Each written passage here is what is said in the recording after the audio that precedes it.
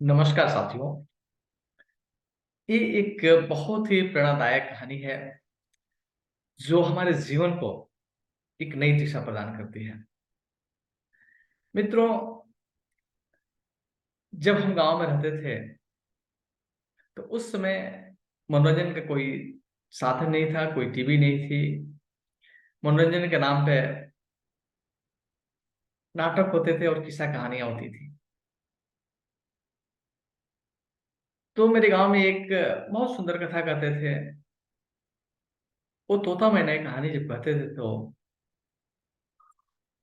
बहुत ही अच्छा लगता था। लेकिन उसका रहस्य आज मुझे समझ में आया है। जब ये कहानी मेरे सामने आई तो मुझे लगा कि ये इसे एक नए अंदाज में प्रस्तुत करना चाहिए। तो आइए हम शुरू करते हैं तोता मैना की कहानी। जुन्नागढ़ नाम के शहर पर चंद्रगुप्त नामक का राजा राज्य करता था। और चंद्रगुप्त के 4 बेटे थे और चारों ही बहादुर थे। लेकिन चारों बेटों में मदन सेन प्रतापी होने के साथ साथ काफी सुंदर भी था। मदन की पत्नी का नाम चंद्रप्रभा था। वह भी बेहद सुंदर और रूपवान थी। अपने समान किसी दूसरी स्त्री को सुंदर नहीं समझती थी। हर काम में होशियार थी। कहना भी उसे खूब आता था। एक दिन राजा चंद्रगुप्त ने मदन सेन को उसकी किसी खता पर नाराज होकर देश निकाला दे दिया। राजा के हुक्म सुनकर मदन चिंतित हो गया और अपने महल में आ गया। मदन को उदास देखकर उसकी पत्नी ने पूछा, हे प्राणनाथ, आप उदास क्यों हैं? आपका चंद्रमुख मुरझाया हुआ क्यों है? राजकुमार होकर भी आप इस तरह चिंतित क्यों हैं? मदन सेन बोला, हे प्राणेश्वरी, तुमसे क्या कहूं और तुमसे कहने से लाभ है कुछ नहीं। आज मेरे पिता ने मुझे 12 वर्ष के लिए देश निकाला दे दिया है। इसलिए मैं तुमसे विदाई मांगने आया। ये सुनते ही चंद्रप्रभा कष्ट खाकर गिर गई और बेहोश हो गई। उसकी ये हालत देखकर मदन के होश आते रहे। वो सोचने लगा, मैंने बहुत बुरा किया जो अपनी पत्नी से सब कुछ बता दिया।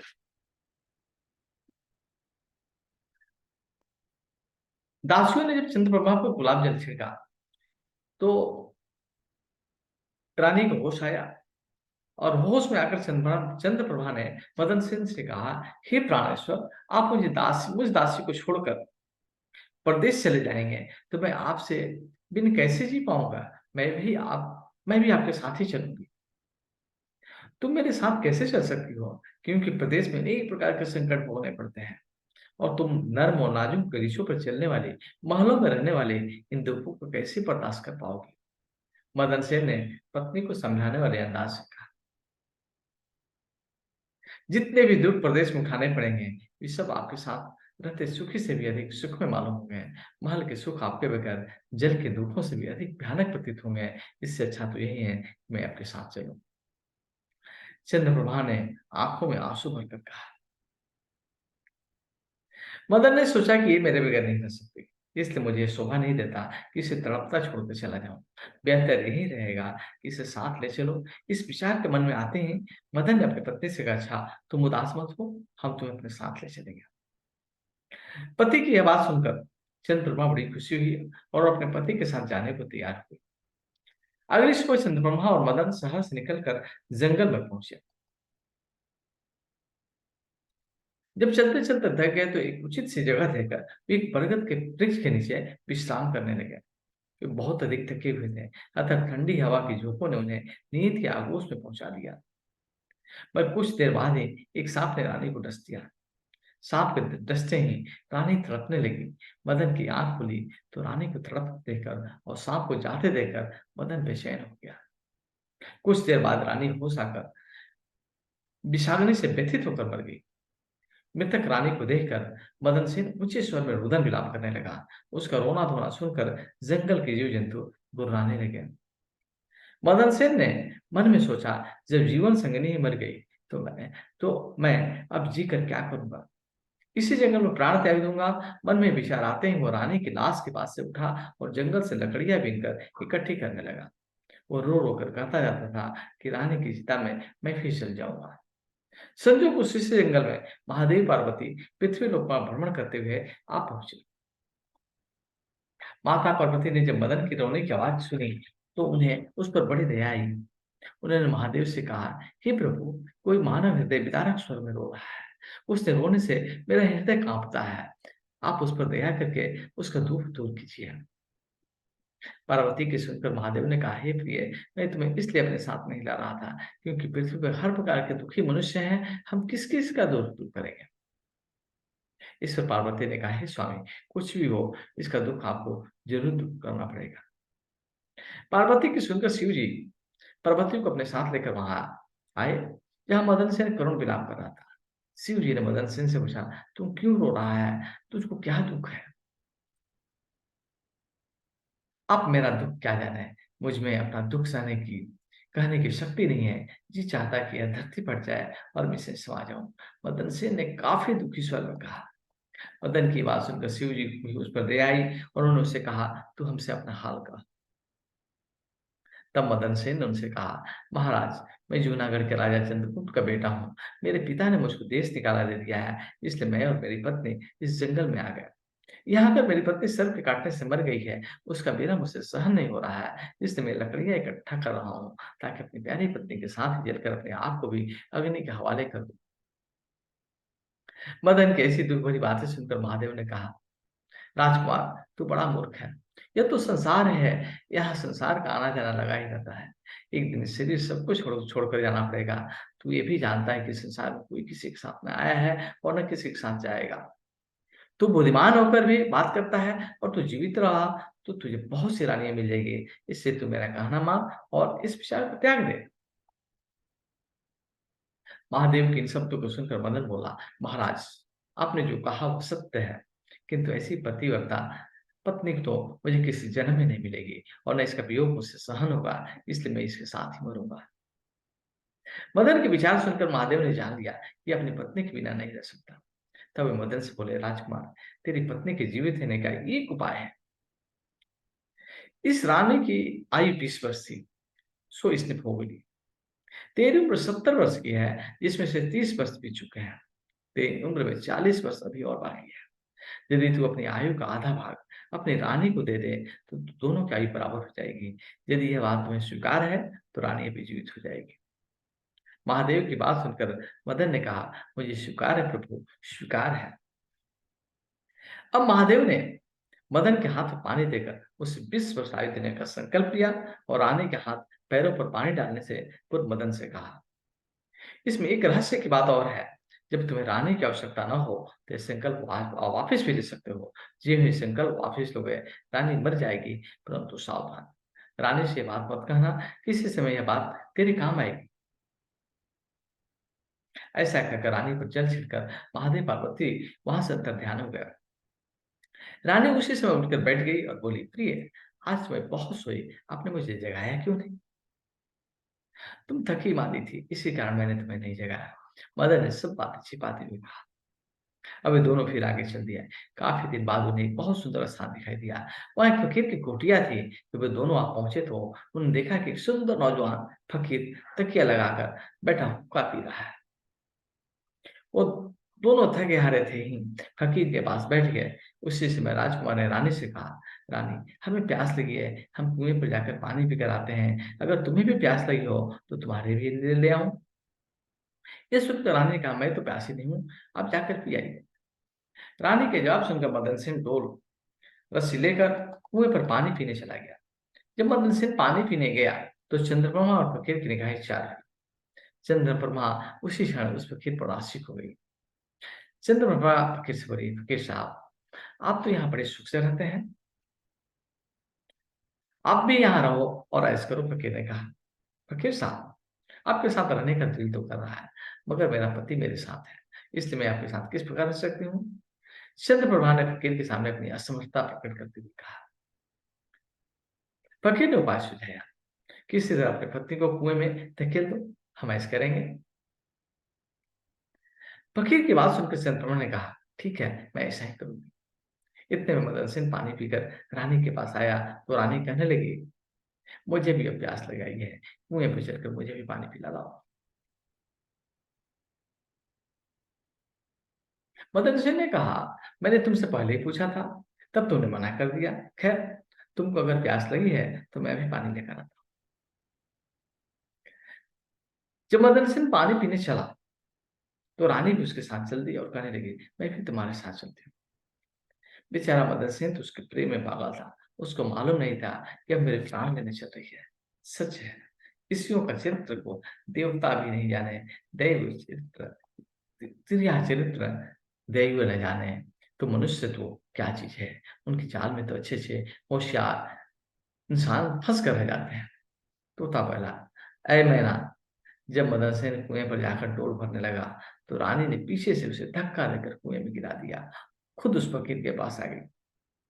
वो फकीर रानी को वहां से लेकर चलता बना और दोनों एक बड़े शहर में जाकर आनंद से रहने लगे। उस फकीर ने चंद्रमा को थोड़े ही दिनों में ऐसा नचना गाना सिखाया कि उसके समान नाचने वाली की कोई नृत्यांगना उस शहर में दूसरी नहीं थी। वो सारे नगर में प्रसिद्ध हो गई। इस पर रानी के नाचने गाने का फकीर लाखों रुपए का मालिक हो गया। रानी उस फकीर के साथ बड़े मौज मस्ती के साथ रहने लगी। तोता ने कहा, ऐ मैना। रानी तो उधर फकीर के साथ ऐसा करने लगी। अब तो मदन सेन का हाथ सूख। जिस समय रानी ने मदन सेन को कुएं में धकेला था, दैव की एक जंजीर जो कुएं में लटकी हुई थी, उसके हाथ में आ गई। मदन सेन उसको पकड़कर कुएं में लटक गया और ईश्वर को याद करता रहा और सोचने लगा कि मैंने रानी को जीवन दान दिया और रानी मेरे साथ यह विश्वासघात किया। क्या यही मेरे प्यार की सजा है? उसी दिन बंजारों का एक काफिला उस स्थान पर आकर ठहरा। एक बंजारा डोल और रस्सी लेकर कुएं पर पानी भरने आया। जब उसने डोल कुएं में डाला, तो मदन ने उसका डोल पकड़ लिया। बंजारे ने चौंक कर पूछा, कौन है? मदन ने बंजारे से प्रार्थना की, भाई, मैं आफत का मारा एक इंसान हूँ। ईश्वर के लिए मुझको बाहर निकाल कर मेरी जान बचाओ। ये सुनकर बंजारे को उस पर दया आ गई। उसने मदन को कुएं से निकाल दिया और पूछे, "ए भाई, तुम कौन हो? तुम इस कुएं में कैसे गिरे? तुम मुझे अपना हाल बताओ। भाई, मैं अपने हाल आपसे कैसे कहूँ? जो मुसीबत मुझ पर आ पड़ी है, उसे कहने से मेरा दिल फट जाएगा।" मदन सेन ने कहा, मैं जूनागढ़ का राजकुमार हूँ।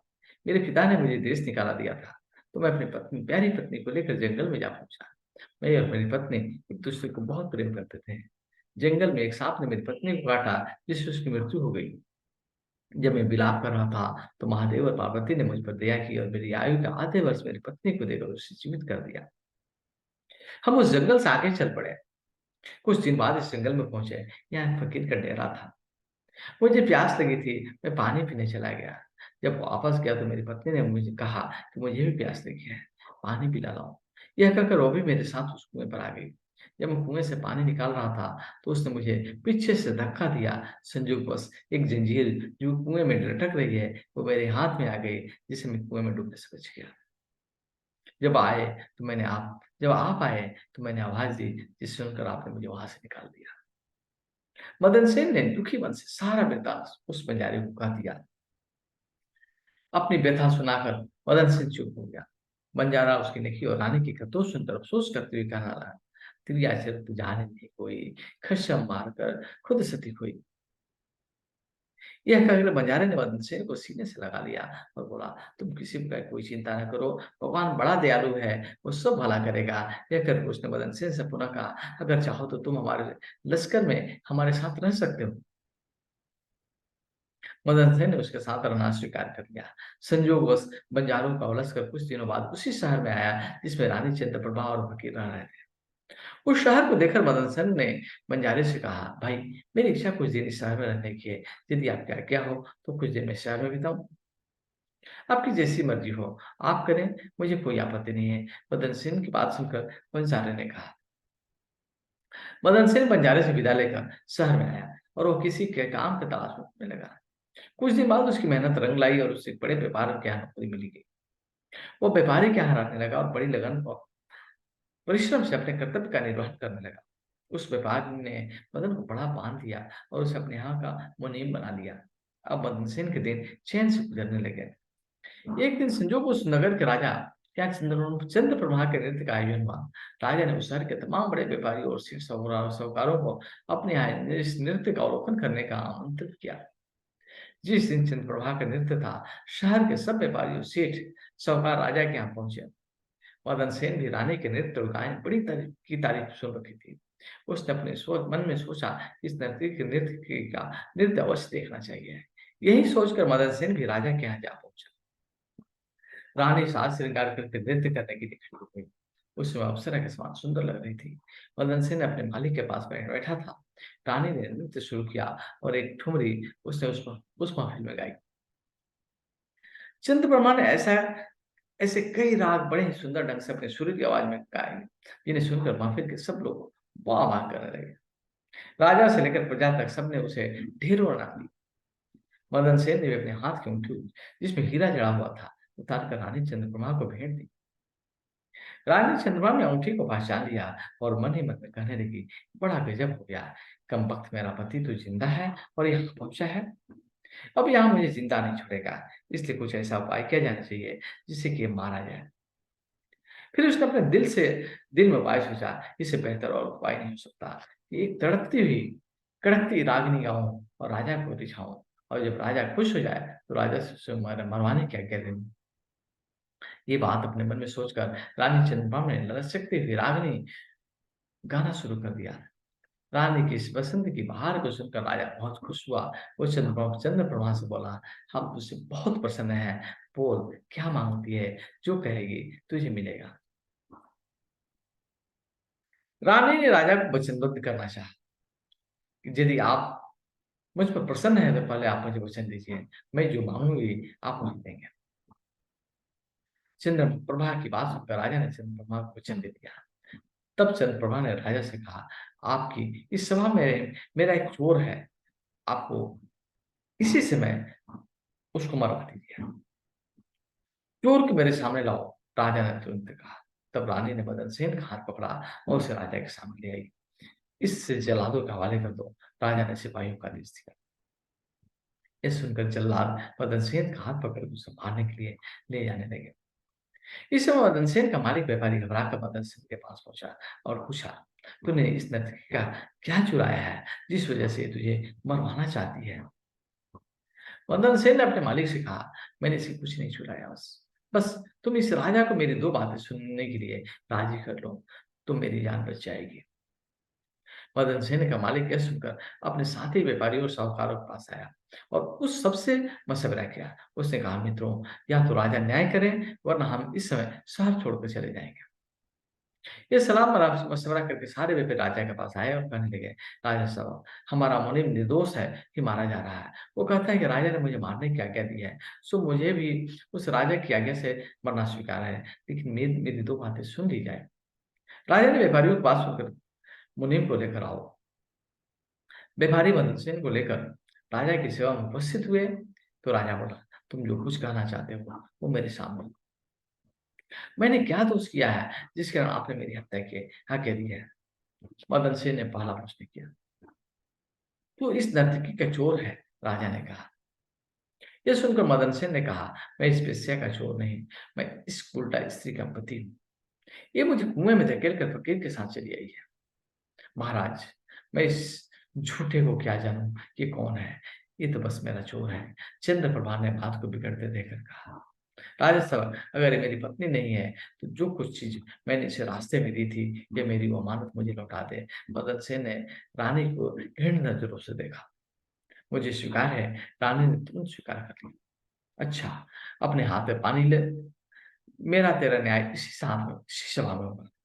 पानी लेकर कहा कि जो वस्तु इसने रास्ते में मुझे दी थी वो मैं आज इसे वापस करती हूँ। मदन सेन ने कहा। रानी ने अपने हाथ में पानी लेकर कहा, जो वस्तु इसने मुझे रास्ते में दी थी वो मैं आज इसे वापस करती हूँ। यह कहकर रानी जैसे ही अपने हाथ का पानी छोड़ा, वैसे ही रानी के प्राण फिर उड़ गए। यह देखकर सब लोग आश्चर्यचकित रह गए। राजा ने घबराकर मदन सेन से कहा, यह क्या हुआ, इसका कारण सही सही मेरे समक्ष कहो। तब मदन सेन ने अपने बारे में राजा से को बताना प्रारंभ किया और अपने देश से निकाला दिया दिए जाने से लेकर अब तक सारा हाल सबके सामने कर सुनाया। ये सारी बातें सुनकर राजा ने मदन सेन को अपने सीने से लगा लिया। उसने अपनी बेटी की शादी मदन सेन के साथ कर दी और उस फकीर को फांसी का हुक्म दिया। तोता बैला, ए मैना, जब से मैंने दास्तान सुनी है मैं भी स्त्रियों से घृणा करता हूँ और इसी कारण मैंने आज तक दूसरी शादी नहीं की। मैना बोली, ऐ तोते तूने बात सही सच कही है, लेकिन ये भी सच है कि पुरुष अधिक निष्ठुर होते हैं, इसलिए तो 100 में से 1 तो ही चरित्रहीन या निष्ठुर है। यदि तू मेरी इस बात को झूठी समझता है, तो मैं तुझे एक और दृष्टांत सुनाती हूँ, ध्यान लगाकर सुन।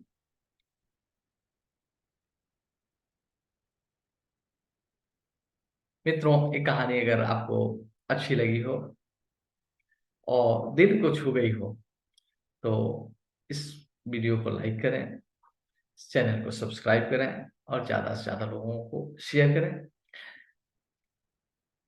मैं किसी को दोषी या दुष्चरित्र साबित करना नहीं चाहता, लेकिन